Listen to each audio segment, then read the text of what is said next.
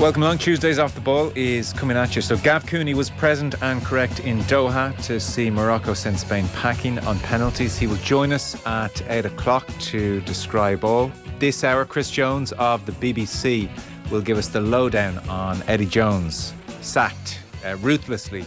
Against expectations, people thought he would hang on, but he bit the bullet. So Chris Jones is with us this hour. Gareth A. Davies in the next hour on Tyson Fury, Derek Chisora, which was, in many people's eyes, a pretty grim spectacle. A completely one-sided bout, which was entirely predictable. Derek Chisora, it seems, took 10 rounds of punishment, and several observers wondering why. So Gareth A. Davies will join us. Why, besides money, I guess, the obvious point. And then the football show.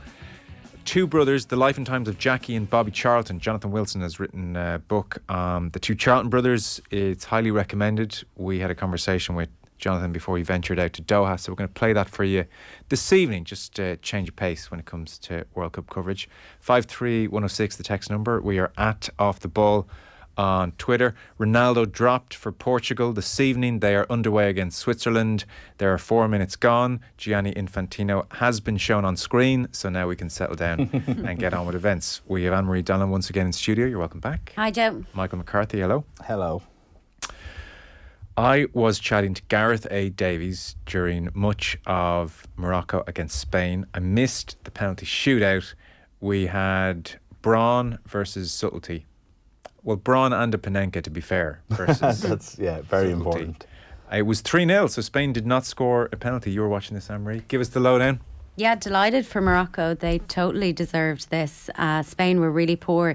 They didn't bring much to the game, but Morocco brought an awful lot to it. And it was more a case that they didn't let Spain bring anything. They were so disciplined. Their organisation was so impressive to keep concentration for the 90 minutes and then the half an hour of extra time as well. So 120 minutes against a big nation, a former champion. They didn't buckle whatsoever. They kept their shape so impressively. They were disciplined, didn't foul them, didn't give away silly frees. And yeah, they totally deserved the victory, and they can go on now as they go into the quarterfinals against either Portugal or Switzerland, and they'll fancy their chances. As you said as well, it went to penalties, the first time they'd ever been involved in a penalty shootout, and they didn't show any fear in that whatsoever. And also there was no messing. The first two were straight down the middle, hard penalties. You know, they kind of didn't mess around. Then the third, I can't remember who took it, but he did have a little bit of fun with it. But yeah, totally deserving of the win. And Spain fall out of this World Cup, possibly one of the biggest flops ever, to win their first game 7-0, to draw their second. What was the result in their third?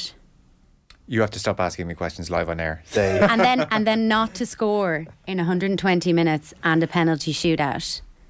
Really poor from them. I didn't see much of it. The 5-10 minutes I did see, Morocco were every bit as physical as Spain. They were dominating tackles. They were biting into Spain. Spain were so easy to knock off the ball. Yeah, totally. Out of possession, they were in a 4-5-1 and pretty comfortable. I did see an extra time when I glanced over. Morocco missed a brilliant chance. They were in 1-on-1 and it was a pretty tame effort.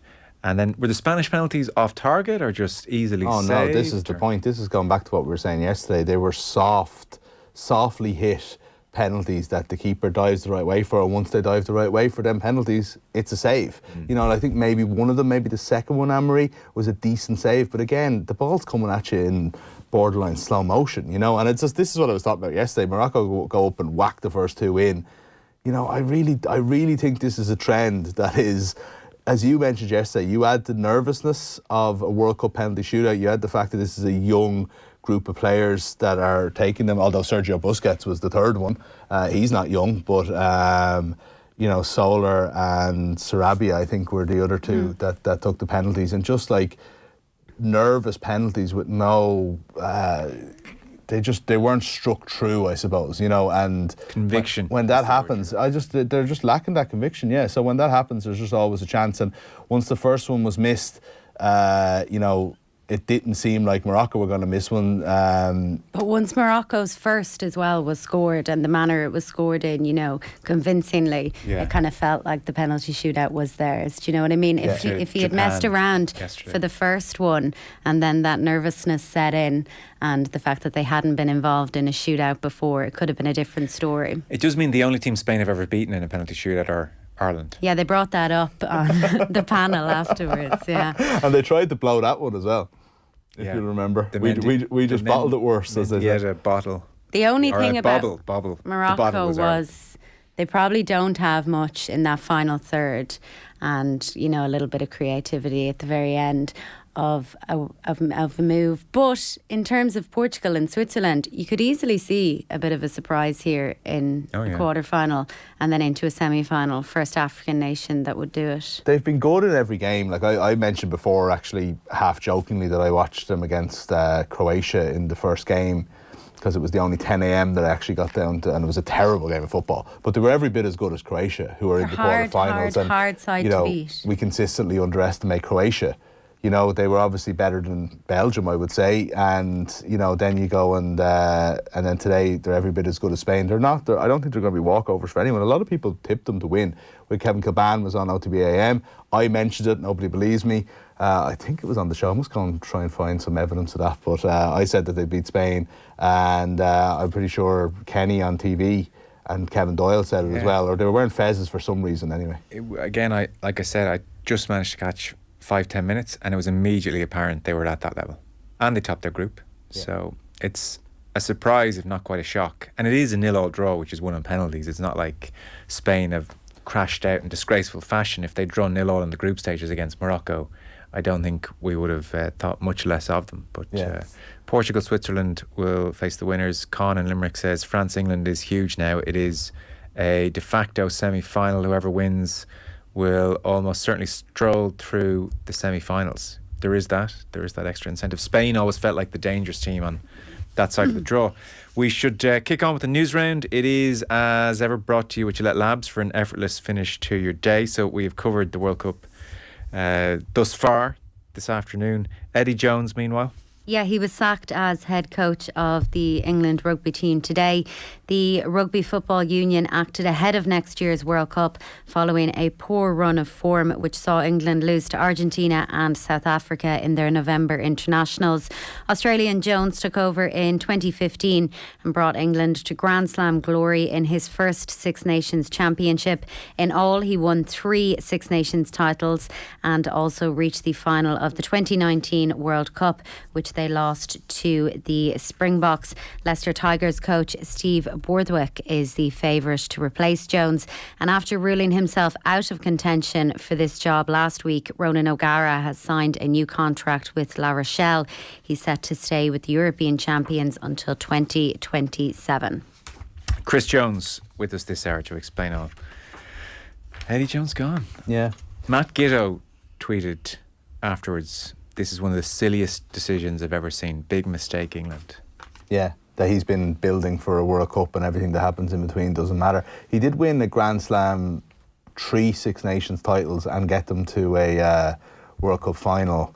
Like, I even thought the wording, now they did a tweet straight after, which was like a "thank you, Eddie," but the tweet beforehand that announced the result was like, "Eddie Jones has been dismissed as England coach." I just thought there's something very strong and stark in that wording, isn't there? Usually, I think they kind of beat around the bush a little bit and they say have agreed to part ways, or maybe they might even throw mutually in there, whether it's true or not. But this was very much he's out the door and it's our decision here, guys, But yeah, so you wonder kind of what went on behind the scenes. That just interests me as to whether it was amicable in any way, but it's a humiliating thing to happen to Jones when he's obviously been building for this World Cup. But I think you'll miss him as a character in the game in the Six Nations. We talked a little bit about that last night when we thought that this might happen. But I don't know.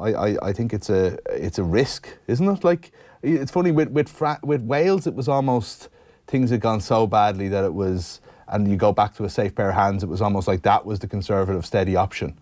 Whereas in this case, I think getting rid of the coach is the opposite of that. I think it was, you know, you almost say this guy has a track record. He could turn it around. We know what we're going to get. Whereas now, you know, they're in. Anything could happen, I suppose. You know, and there's only 8 months to go, 9 months to go. It's absolute chaos, really. They can't be confident of anything going well here under these circumstances. Gatland's assumption of the role with Wales, it's quite specific for various reasons, and he's very likely to hit the ground running. There's his experience, there's his familiarity with everybody involved, whereas Steve Borthwick, it's his first head coach role at test level in less than ideal circumstances. Everybody in the RFU is crossing their fingers and hoping this works out. Andy Farrell took a year to settle into. Yeah, and that's it. And it's not as if like a very good coach like Stuart Lancaster, who we obviously know what he can do, struggled in that job. Martin Johnson was a disaster in that job. It's not as if you just go in there and, you know, it's a straightforward thing. Let's just get it together. There's a lot of different characters at play. There's a lot of very, very big, experienced names in there that Steve Borthwick will have even played with one or two of them, I would imagine. And I don't know, like, I mean, it's not a guarantee. No, it's not far from it. That they click and they meld, and they'll have to do it straight away. Now, he was talked about in some respects as the glue behind the scenes when he was with Jones for 4 years up until the 19 World Cup final. So he will have that experience with them, but there is a big step from being one of the second in command, friends with the players, a conduit to the coach, to the coach. So again, no one knows how that dynamic works. I'm talking here as if I'm terribly concerned. I mean, I'm over it. It's hilarious. I'll watch with interest. My concern is that it's a good idea. Well, Chris Jones will join us this hour. He's the BBC's rugby union correspondent. That was a great guest. And then Gav Cooney on the way after 8. Like I said, he was at Spain against Morocco. Some of the team news from the weekend's rugby starting to trickle in. Yeah, Conor Murray is in line to feature for Munster in their Heineken Champions Cup opener, which is against Toulouse at Thomond Park on Sunday. The province confirmed today that the 33-year-old has returned to training this week. That's after recovering from the groin injury he sustained against South Africa last month. Mike Haley is also expected to be available. That's after completing return to play protocols. Simon Zebo, though, is out for the coming weeks after picking up a low-grade knee injury against Edinburgh at the weekend. John Cooney, Ian Henderson and Tom Stewart, meanwhile, are all doubts for Ulster's opening game, which is against Sale Sharks on Sunday. All three of them are following return to play protocols after having to be removed from the field of play with head injuries in their 9-point loss to Leinster in the URC on Saturday. Finlay Bealham, Dave Heffernan and Keane Prendergast will not feature for Connacht in their Challenge Cup opener, which is against Newcastle Falcons this weekend. They've opted to rest the Ireland trio. They can, of course, only play their internationals in 5 of their next 7 matches. That's in order to comply with the IRFU's mandatory rest periods. Connacht reached the Champions Cup knockout stages for the first time last season. However, they're back in Europe's second tier this campaign, though they have been semi-finalists in on 3 occasions. Prop Peter Dooley spoke today. He's set to play in the competition for the first time. He moved from Leinster to the Westerners in the summer. He says the whole camp is looking forward to the campaign ahead. The fact that it's a new opposition as well, like obviously we play the URC teams every year. A lot of their traits are similar year on year. We're playing Newcastle. It's obviously been a good few years since Connacht, and I've never played against Newcastle before. So that kind of uncertainty, I suppose, adds to the bit of the kind of, I suppose, looseness, as you said, and that kind of liveliness in the game. Yeah, so no, that's exciting. That's the exciting thing about European rugby. You get to compete against Premiership teams, French teams, and yeah, I think we're all looking forward to it.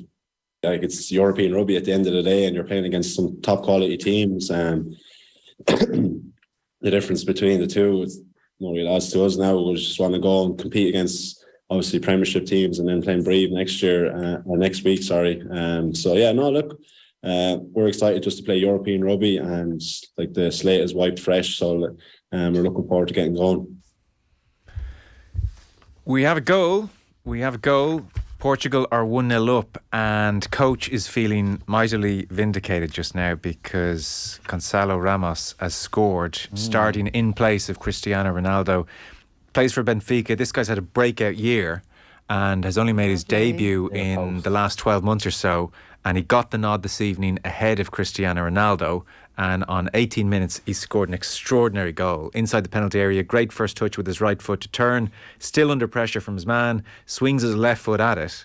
I don't know if he's left-footed or not. If he's not left-footed, it's an even better goal. And it goes in at the near post, in off the underside of the crossbar. Keeper has no time to react. I don't even know if you could blame Really? the keeper in so much as you can He blame keepers rifled for it, you're right. Like, it was a very, done very it hard there shot. But near post. But I think there was so much power on it, it'd be hard to blame him. I mean, there's not much room to get through there, though. Like, I think he should be saving it, but I don't think so. Arthur doesn't agree. He's Rifled calling me an from about idiot through the 15 glass. yards into the top corner, in off the underside of the crossbar. How could he even get over that quickly? Yeah, I'd agree with you there, Joe. Why are you so hard on the keepers, Mick? You're like Roy Keane over Keeper there. needs to look after his near post, Joe. Basic. 101. You're taken away from. I'm not. It was a great the shot. Strike, yeah. Vindication, as you say. Ronaldo will never play for anyone again. Yeah, I'm sure that's crossing his mind. Camera cut to him there. Camera and pans to him. He yeah. had to look enthused about the situation, whereas honestly, he wants it to be 1-0 with 20 minutes to go so we can come on. I know. It's a grim. Like, I mean, surely the realization is starting to come across for him. But I don't know. As we saw a month ago, he certainly didn't have any sense of the reality of the situation. So if you're suddenly dropped by Portugal, Yeah. you know, has that come out of nowhere? I don't know. Apparently there was a fan poll in Portugal ahead of this game, and it was overwhelmingly of the opinion Ronaldo should be dropped. Yeah, I saw that. Akin yeah. to Manchester United fans increasingly feeling he should And be his dropped. manager openly spoke about how unhappy he was with Ronaldo's reaction to being subbed for the South Korea game. Right. So things are not positive behind the scenes there in any way. It's very much a snapshot of 20 minutes and us being in here and not fully watching Sure. it, but they've looked a lot more dynamic from what I've seen of them. So, you know, just kind of even just looking over, they've actually looked pretty good here so far. Even just before, there was a great move just before the goal where it came to nothing, but it was just lovely football in the build-up. We're just seeing the goal again. Give him Mick a chance to revise his opinion. Yeah, the ball went in He at just doesn't about... react like. That's because the ball was travelling at about 400 kilometres an hour. Yeah. Oh, come on. Keeper hasn't a chance there. Okay, all right. Absolutely Okay, not. look, I mean, I'll defer to the fact that everybody seems to disagree with me here, which would suggest I'm wrong. I'm not arrogant enough to think that I know more, but that was my instinct. I seem to remember David Priest being on recently as well, the goalkeeping coach, and saying that you shouldn't be beaten at the near post maximum isn't actually what the professionals think always. Okay. That there's more going on, they're covering different angles. I think, to be fair, in that instance, he just didn't have time to move either way. Yeah, okay. It's just there's not a lot of space between where the goalkeeper is and where the post is. Yes. So he doesn't have a huge amount to cover. Further underlining the speed. Fine. Yeah. As I said, I'm not arrogant enough to He's not Piers accept Morgan if over I'm here. wrong. Just because Ronaldo didn't score it, all right? Piers Morgan's on the same thing. Oh, the keeper Piers should have saved it. Morgan, Piers Morgan is like I know you actually aren't buying into the Messi narrative that everybody seems to be, you know, but like it's coming from a place of just. I didn't interview Ronaldo. He's just like. He's going on he's like one of those lunatics on Twitter that every time there's something about Messi, he's tweeting about how he's not as good as Ronaldo. Yeah. You know, or vice versa. He's gone down that pathway because he sat down for an hour or a few hours. Yeah. But Ronaldo a couple of weeks ago, so weird. It is weird, sycophant. striking, all right. So we will press on. Anne-Marie, where do you want to go? Michael O'Neill is understood, Joe, to be on the verge of becoming Northern Ireland manager for a second time. The former Shamrock Rovers boss was in charge of Northern Ireland between 2012 and 2020, guided them to the European Championship finals in France in 2016. During that period, he has been out of management since he was sacked by Stoke back in August. The Irish Football Association, of course, sacked Ian Barraclough in October of this year. Richard Jolly has tweeted, Gonzalo Ramos has now scored more goals in the knockout stages of World Cups than Cristiano Ronaldo, who doesn't have a great record. And he's level with Messi. Yeah. So that's less relevant to this tweet. The Moroccan goalkeeper's called Bono. Yeah, they were making jokes about that. Oh, I'll bet they were. He'll be singing tonight, etc. Beautiful day for Morocco. with Okay, Bono that's saving good. 3 penalty kicks. Morocco had pride and desire and walk on. Spain were bad, just got stuck in a moment they can't get out of and still haven't found what they're looking for. Surrender. Who came up with that? It's the text. Okay, very good. Is that a real text? Do you do that, Arthur? No, it's a real text. It's a real text. Yeah. I think, the surrender one is a bit, it's a bit thrown in. I think the rest of it deserves a lot of credit. Rest of it works. Surrender was just one more. Yeah. Squeeze one more in. Well done, Texter. yeah, It's good. very Didn't even well put a done, name to Texter. it. No. Maybe it was Yeah, from. that's way I say too it's good. probably because he stole it off Twitter. If I was to guess, no offence if you didn't, let us know if you didn't. But What? my guess is you stole it off Twitter. What are the odds Bono texted in 53106? The goalkeeper or the singer? Either, but I was leaning more towards the singer. I don't know. He's on a book tour at the moment, so maybe. Would we talk to him? Yeah, we take Bono. Yeah. I was I'll look suggesting after him that, for would you? the Sunday papers just the other week. Oh, yeah. Oh, yeah? That'd be brilliant. But I mean, oh, yeah, as in you think Bono's going to come in and do the Sunday papers? God, you don't have to tell it like What are it you is, trying to say, Anne-Marie. Anne-Marie? Okay. You're part of this show as well on a Sunday. I look forward to that. Jeez. Do you think Bono's into sport? He's into his rugby. Is he, yeah? Is he? Yeah. Did you say he grew up watching rugby? Well, he went to Mount Temple, which isn't a particularly big rugby school. Are you asking me another question I can't possibly know the answer? Oh, I think she was actually... This is a radio show. I don't think Mount Temple has much of a history of rugby, no. Anyway, yeah, we'll find out when he's on the papers in a few weeks. Yeah. Who would you put him with on the papers? Bono and... Mick O'Keefe. Yeah. Yeah, it'd be tricky. No. Need someone Cleaner. You'd need Brian Kerr. be interesting. Brian Kerr's quite into his music.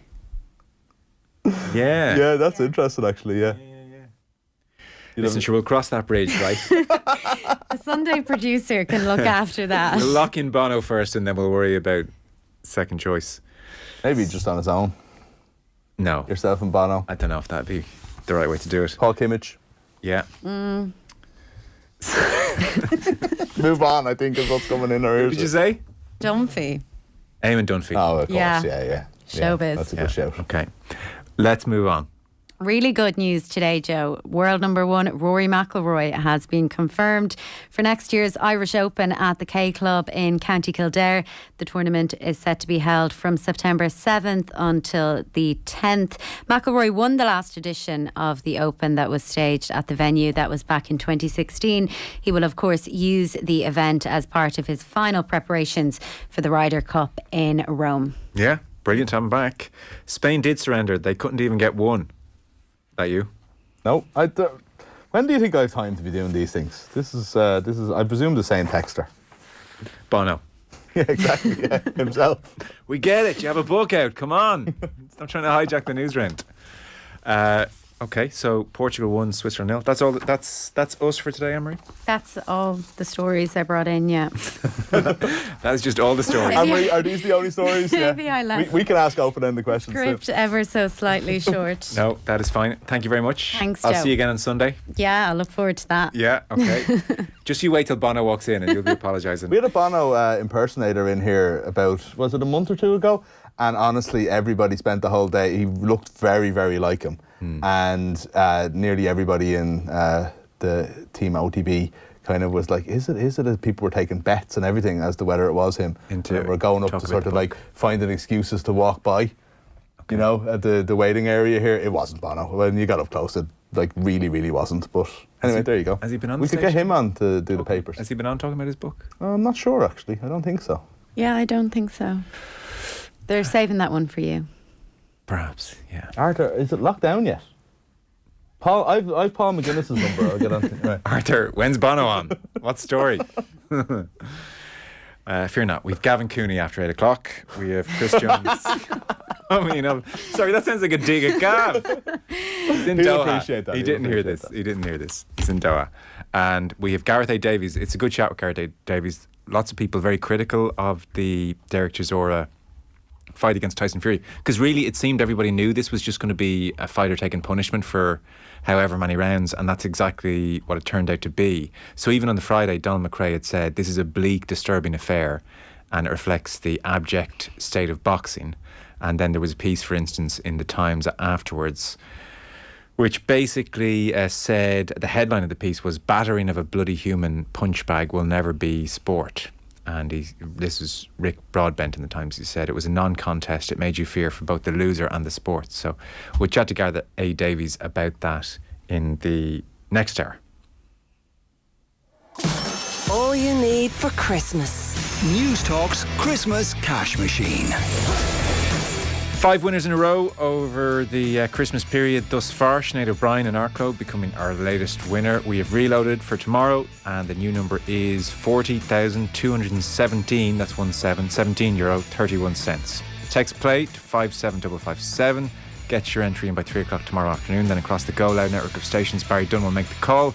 If your phone rings, answer within 5 rings, the exact amount in your own cents, and the cash is yours. So the new number is 40,217 euro 31 cents. Over 18s only. Text costs €2.50.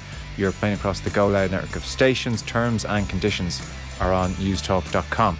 We are talking Eddie Jones with Chris Jones of the BBC next.